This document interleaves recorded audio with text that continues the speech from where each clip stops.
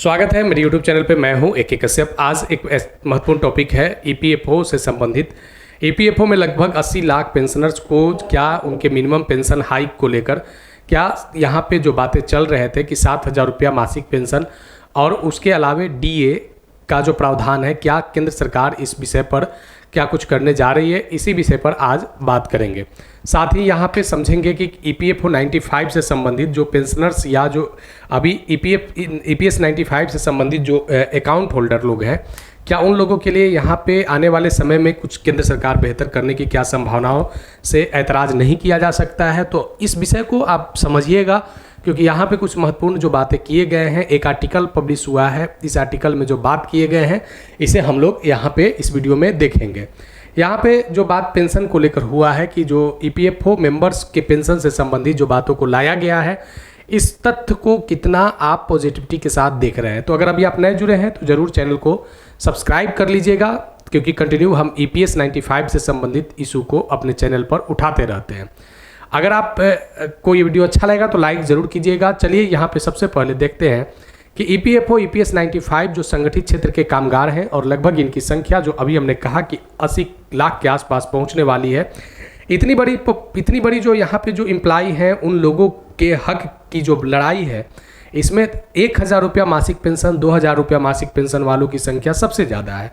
इस महंगाई के दौर में उन लोगों के साथ जो जीवन यापन करना दुश्वार हो चुका है और वे लोग केंद्र सरकार से एकदम बिल्कुल अभी भी आशा के साथ देख रहे हैं कि टकटक की निगाह लगाकर कि केंद्र सरकार मिनिमम पेंशन की बढ़ोतरी को लेकर जो 1,000 रुपया जो मासिक पेंशन मिल रहा है, उन लोगों की बढ़ोतरी करके 7,000 रुपया करे और इसके अलावा कुछ महंगाई भत्ता, स्वास्थ्य सुविधा इन लोगों को प्रदान करे। यहाँ पे इस बात से आप ऐतराज़ नहीं कर सकते हैं कि भारत में जो पेंशन फंड की अगर बात करें तो ये सबसे बड़ा पेंशन फंड, अगर EPFO से संबंधित पेंशन फंड अभी काम कर रहा है। यहाँ पे बहुत बड़े संख्या में एम्प्लॉय भी हैं, इसमें भी आप इस बात से इनकार नहीं कर सकते हैं। लेकिन फिर भी जो संगठित क्षेत्र के कामगार हैं, इन संगठित क्षेत्र के कामगारों की जो हक की बात है, ये पहले भी चाहे रूलिंग पार्टी हो या अपोजिशन हो, पहले भी दोनों लोगों के लिए ये एक विषय रहा था। लेकिन आज ये विषय जो है, ये आखिर 1,000 की मासिक पेंशन, 2,000 की मासिक पेंशन 2014 के पैटर्न पर ही 2024 भी समाप्त हो चुका है। 10 वर्षों में भारत सरकार ने बहुत से क्षेत्रों में बहुत से पॉजिटिविटी के साथ कार्य किया, लेकिन यहाँ पे कर्मचारियों की जो टकटकी निगाह था वह लगा का लगा ही रह गया। 2025 में संभावनाओं को तलाशा जा रहा है। इस विषय को कैसे समझेंगे, यहाँ पे देखिए जो एक बात निकल कर आया है, यहाँ पे जो आप देख सकते हैं इसको कि द स्टैंडिंग कमेटी जो लेबर टेक्सटाइल स्किल डेवलपमेंट का जो पार्लियामेंट्री स्टैंडिंग कमेटी है, इसने डिमांड किया है 2025-26 के रिपोर्ट में कि union ministry of labour and employment जो है, ये डिमांड फॉर ग्रांट्स के लिए, ये जिसमें ये कह रहा है क्या कि urgent need to revise the minimum monthly pension 1,000 for member pensioners under the EPFO, this amount fixed in August 14 under the employ pension scheme EPS 95। यहाँ पे इस बात को कहा गया है, मेंशन किया गया है कि 2014 में जो प्रोविज़न किया गया था, 2024 तक भी 1 डिकेड्स हो जाने के बाद भी, 1 दशक बीत जाने के बाद भी इसमें कुछ परिवर्तन नहीं हुए हैं। यहाँ पे एक बात को और इसमें मेंशन किया गया है कि जब पूर्व की जो सरकार थी, तब रूलिंग पार्टी की वर्तमान रूलिंग पार्टी सरकार ने इस बात को उठाया था कि मिनिमम पेंशन जो है वह 3,000 रुपया हाइक होना चाहिए 1,000 से बढ़कर, लेकिन ये बात 2014 का है। 2024 समाप्त हो गया है। केंद्र सरकार के कर्मचारी, स्टेट एम्प्लॉय के लिए आने वाले वर्षों में सौगात है, एर्थ पे कमीशन आ रहा है। यहाँ पे इन लोगों के लिए भी जो एक बेहतर केंद्र सरकार क्या आने वाले समय में इन लोगों पर भी क्या लिबरल होकर, उदार होकर, क्या इनके हाइक को लेकर, पेंशन हाइक को लेकर क्या एक बेहतर कुछ करने की संभावनाओं को तलाशा जा रहा है।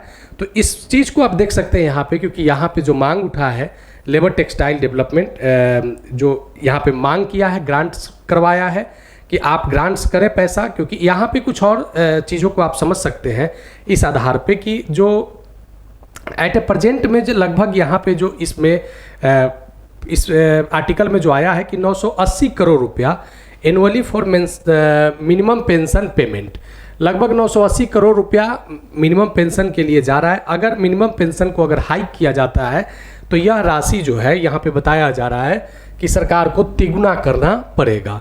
ठीक है, अभी जो 980 करोड़ जो एनुअली मिनिमम पेंशन पेमेंट जा रहा है, इसको अगर सरकार मिनिमम पेंशन को अगर हाइक करती है तब यहाँ पे बर्डन होगा तिगुना। इसी बर्डन पे जो 980 करोड़ है ये सीधे तिगुना अमाउंट हो जाएगा।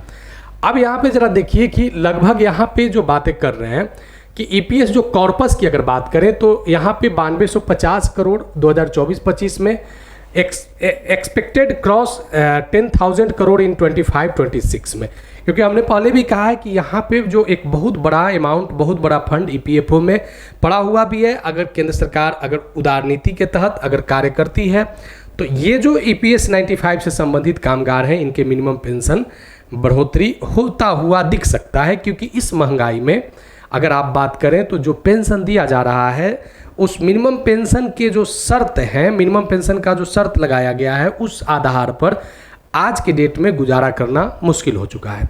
तो 2024 बीत चुका है, एक डिकेट्स बीत चुके हैं। 2025 में केंद्र सरकार ईपीएस 95 से संबंधित एम्प्लॉइयों के बेहतरी के लिए बेहतर होकर कुछ इन लोगों के पक्ष में कार्य करने की संभावनाओं को देखा जाने की क्या संभावनाएं यहाँ पे दिख रहे हैं।